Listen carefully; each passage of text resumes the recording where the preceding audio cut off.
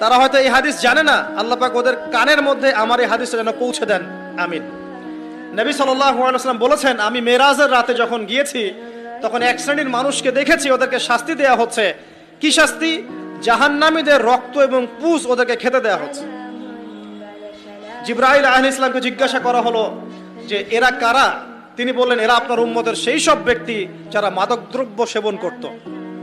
আল্লাহ রাব্বুল আলামিন তার হাবিবের মাধ্যমে জানিয়েছেন, যখন কোনো মুসলিম মাদক সেবন করে বা কোনো ব্যক্তি মাদক সেবন করে তখন 40 দিন তার নামাজ কবুল হয় না।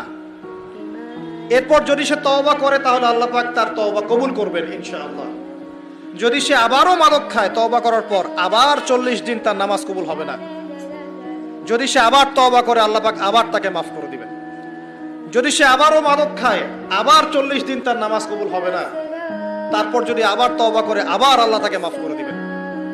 এরপরেও যদি সে আবার মাদক দ্রব্য সেবন করে, নবী সাল্লাল্লাহু আলাইহি ওয়াসাল্লাম বলছেন তাকে আল্লাহ রাব্বুল আলামিন পরকালে মৃত্যুর পরে তিনাতুল খাবাল পান করাবেন। তিনাতুল খাবাল। জিজ্ঞাসা করা হল, ইয়া রাসূলুল্লাহ, তিনাতুল খাবাল কি জিনিস? নবী সাল্লাল্লাহু আলাইহি ওয়াসাল্লাম উত্তর দিচ্ছেন, এটা হচ্ছে জাহান্নামীদের রক্ত, মাংস, এগুলো পুড়ে পচে যে রসটা বের হবে, এটা হচ্ছে তিনাতুল খাবাল।